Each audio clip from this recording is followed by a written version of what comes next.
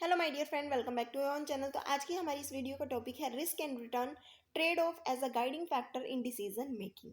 ठीक है, एक इंपॉर्टेंट क्वेश्चन है, एक इंपॉर्टेंट टॉपिक है, एग्जाम में काफ़ी बार आया है, रिपीटेड क्वेश्चन है। ध्यान से देखिएगा, समझिएगा, बहुत ही आसान टॉपिक है। From the financial point of view in any investment of और financial proposal there is always the element of risk and return embedded. It is said that the greater the risk, greater the gain. So risk and return go together.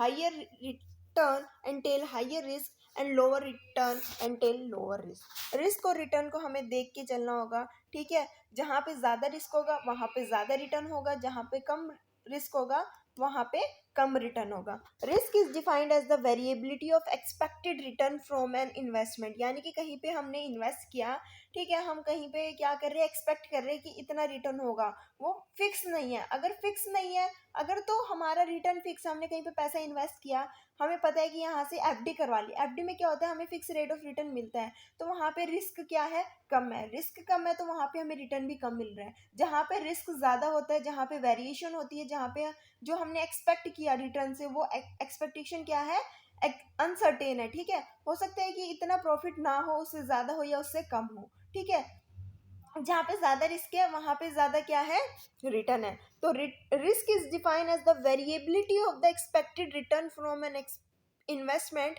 If you invest in a fixed deposit, there is no variation as income is fixed. But if you buy a shares, dividend is not fixed. Less the variability, less is the risk, and higher the variability, higher is the risk. यहाँ पे यही बात की, अगर हमने fix deposit करवाया तो वहाँ पे इनकम फिक्स है, तो कोई वेरिएशन नहीं है, तो हमारा जो रिटर्न है कम है और रिस्क भी क्या है, कम है। लेकिन अगर हम बात करते हैं, हम फिक्स डिपॉजिट में पैसा इन्वेस्ट ना करके हम सेकंड टाइम कहीं और इन्वेस्टमेंट करते हैं, हम शेयर में इन्वेस्टमेंट करते हैं। शेयर में इन्वेस्टमेंट की हमने, यहाँ पे हमें पता है कि डिविडेंड मिलेगा, हमारे जो मार्केट में वैल्यू है शेयर्स की वो क्या होगी, चेंज होगी। तो डिविडेंड यहाँ पे फिक्स नहीं है, हमें नहीं पता कि मार्केट में जो हमारे शेयर की वैल्यू है वो अप जाएगी या डाउन जाएगी। ज़्यादा रिस्क है तो ज़्यादा रिटर्न मिलने के चांसेस है। ठीक है, रिटर्न, अब हमने बात की रिस्क की। रिस्क क्या होता है, जहाँ पे अनसर्टेनिटी होती है, कोई सर्टेनिटी नहीं होती। ठीक है, अब बात करते हैं रिटर्न की। Return is defined as the gain और लॉस। रिटर्न का मतलब यही है कि हमें गेन भी हो सकता है, लॉस भी हो सकता है, expected over given period of time by the decision maker. A financial manager can't avoid risk but wants greater return at the same time. एक फाइनेंशियल मैनेजर रिस्क को अवॉइड नहीं कर सकता। रिस्क, अगर वो ज़्यादा रिटर्न चाहता है तो उसको रिस्क लेना पड़ेगा, क्योंकि दोनों क्या है, एक साथ जाते हैं। So he has to trade off between the risk and return. ठीक है, दोनों के बीच में क्या करना है, एक तरीके से ट्रेड ऑफ करना है, एक तरीके से बैलेंस बनाना है। To explain the point further, let us assume that expected earning are equal to expected cash flow, that there are no taxes.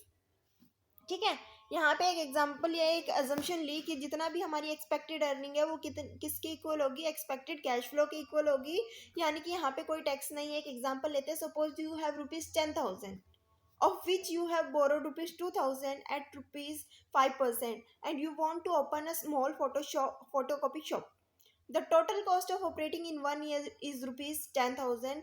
10,000 आपने क्या किए, इन्वेस्ट किए, जिसमें से 2,000 आपने बोरो किए और 8,000 जो ओनर के खुद के थे। ठीक है, 10,000 आपने जो है एक फोटोकॉपी शॉप को ओपन अप करने में इन्वेस्ट कर दिए।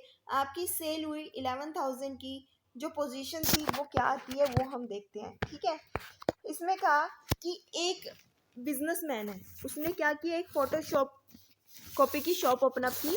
उसके लिए उसने 10,000 इन्वेस्ट किए, जिसमें से 2,000 रुपये उसने बोरो किए थे और 8,000 उसके खुद के थे।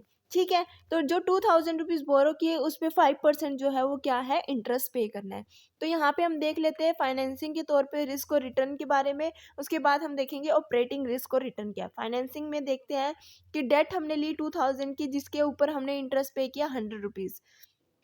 ओनर का खुद का पैसा था 8,000 रुपये, क्योंकि 11,000 रुपये कमाए थे, 100 रुपये हमने, जो 11,000 में से 10,000 तो इन्वेस्ट किए थे, प्रॉफिट हुआ 1,000 रुपीज़ का। 1,000 रुपीज़ में से 100 रुपये तो हमने इंटरेस्ट के पे करने ही हैं।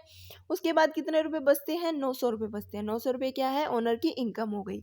ये था हमारा फाइनेंशियल रिस्क और रिटर्न। कहाँ से हमने फाइनेंसिंग की, फाइनेंसिंग दो सोर्स से की, एक तो डेट का यूज़ किया, एक ओनर्स के फंड का यूज़ किया। ठीक है, रिस्क लिया और उस पर कितना रिटर्न आता है ये हमने देखा। ठीक है, उसके बाद आता है हमारा ऑपरेटिंग। ठीक है, ऑपरेटिंग में क्या रिस्क और रिटर्न है वो देख लेते हैं। हमारी ऑपरेटिंग कॉस्ट थी 10,000 रुपी, ठीक है। कैश सेल हुई हमारी 11,000 रुपीज़ की। उसके बाद आता है at the end of the year you have ₹11,000 of which you reinvested in the business ₹10,000।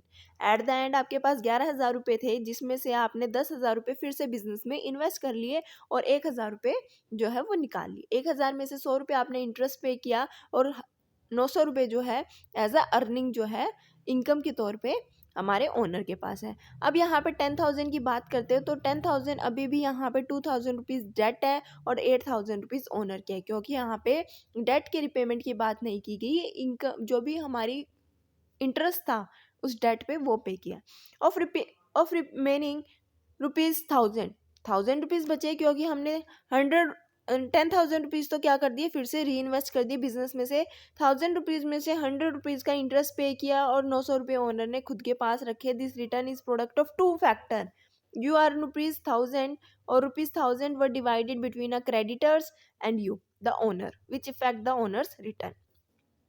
Based on the return on total asset you earn 10%। यानी कि अगर हम बात करते हैं कि हमने कहीं पे पैसा इन्वेस्ट किया, हमने बिजनेस में इन्वेस्ट किया, फोटोकॉपी के बिजनेस में, जहाँ से हमने 1,000 रुपीज़ अर्निंग की और हमने कितना पैसा इन्वेस्ट किया था 10,000, तो हमारी जो टोटल अर्निंग हुई या फिर टोटल रिटर्न की बात करते हैं तो 10% हमने रिटर्न जो है वहाँ से अर्न किया। But earn the rate of return of rupees, हमने एक्चुअल में कितना रिटर्न अर्न किया, ये तो था बिजनेस से हमने 10% अर्न किया, लेकिन एक्चुअल में एक ओनर ने 11.25% की जो है वो रिटर्न रेट ऑफ रिटर्न उसको मिला। क्योंकि और किस तरीके से हम ये फाइंड आउट करेंगे, हम फाइंड आउट करेंगे 900 रुपीज़ जो ओनर की इनकम हुई और ओनर ने अपने खुद के फंड इन्वेस्ट किए 8,000 रुपीज़। इसको हम मल्टीप्लाई करेंगे 100 से तो हमारा परसेंटेज आ जाएगा कि कितना percent rate of return actually में ओनर ने अर्न किया, which is the result of operating and financial activity. ऐसा क्यों हुआ, एक्चुअली में तो 10% था, लेकिन अगर हम देखते हैं ओनर के पॉइंट ऑफ व्यू से तो ओनर ने एक्चुअली में जो है 11.25% जो है रिटर्न अर्न किया, ठीक है, जो कि क्या है, ज़्यादा है as compare to rate of return on the total assets, ठीक है। इसके बाद हम देखते हैं हमारा financing risk and return. The next step toward maximisation of present value of the owner investment is to arrange source of fund. कि हमें क्या करना है, जो भी हमारा ओनर है, ओनर की इन्वेस्टमेंट को, जो हमारे ओनर की जो प्रेजेंट वैल्यू है उसको मैक्सिमाइज करना है। उसके लिए हमें सोर्स ऑफ फंड को किस तरीके से अरेंज करें so that the owner obtain a high rate of return as possible out of the earning of the business without assuming undue risk. Owner ज़्यादा रिस्क भी नहीं चाहता और ज़्यादा रिटर्न चाहता है, तो किस तरीके से ऐसा हो सकता है। The difference between earning power of 10% and the return on owner's equity of 11.20% is due to the financial leverage.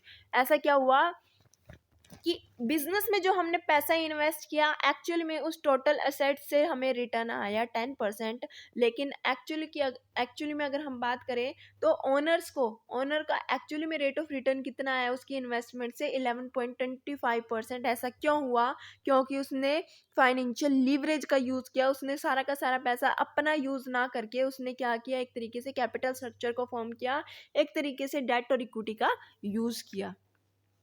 This is because you have use fund for which you are paying a fix return. क्योंकि आपने वो fund use कर रखा है जिसके लिए आप fix rate of return पे कर रहे हो 100 rupees. The leverage or the ratio of residual owner's equity to. Leverage किस तरीके से बना, लीवरेज की अगर हम बात करते हैं, the ratio of residual owner's equity to total fund supplied.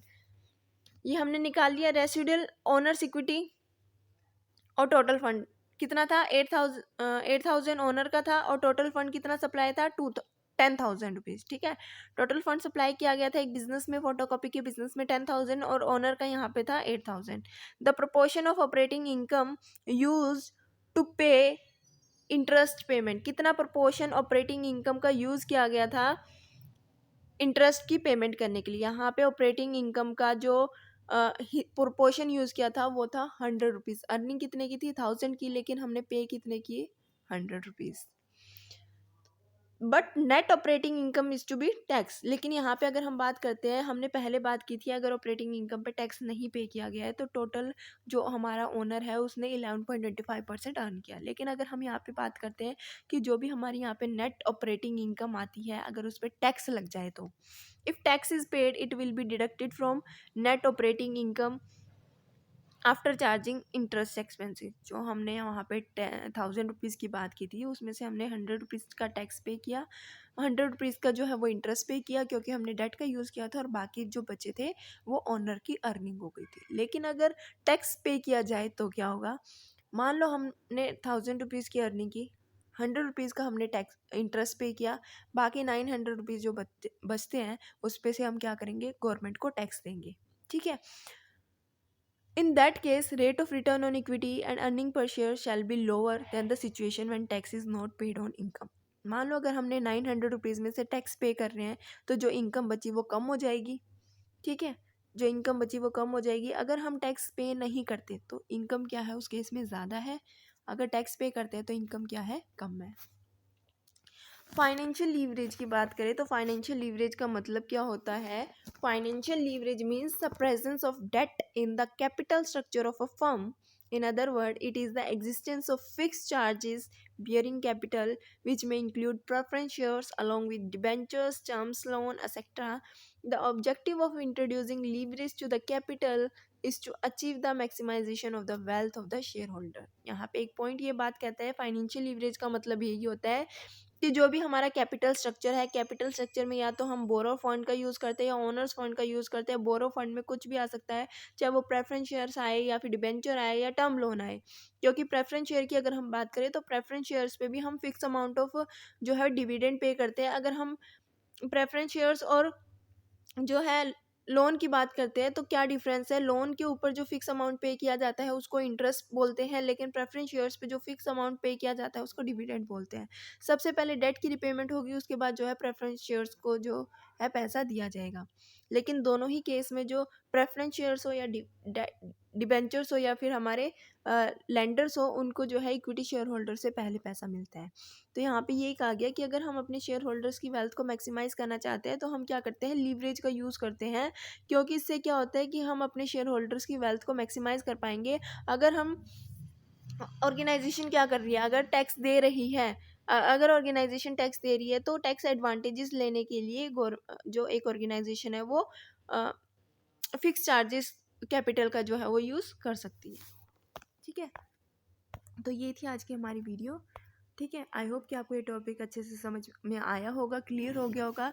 आज का टॉपिक था हमारा risk and return trade off. ठीक है, risk and return trade off as a guiding factor in decision making, कि इस तरीके से हम रिस्क और रिटर्न का ट्रेड ऑफ कर सकते हैं। इसमें हमने एक एग्जांपल लिया, रिस्क के बारे में जाना क्या होता है, रिटर्न के बारे में जाना क्या होता है, फाइनेंशियल और ऑपरेटिंग तौर पे हमने रिस्क और रिटर्न को समझा। उसके बाद हमने देखा फाइनेंशियल रिस्क एंड रिटर्न क्या होता है, लीवरेज क्या होता है, या अगर हमारी इनकम पे टैक्स होता है और अगर इनकम पे टैक्स नहीं होता तो क्या क्या डिफरेंस आते हैं, और फाइनेंशियल लीवरेज क्या होता है। वीडियो अच्छी लगी तो लाइक शेयर सब्सक्राइब करना मत भूलना, क्योंकि ये टॉपिक जो है एग्ज़ाम के लिए बहुत ज़्यादा इंपॉर्टेंट है, काफ़ी बार आ चुका है, risk and return trade off. ठीक है, as a guiding rule in decision making. Thanks for watching.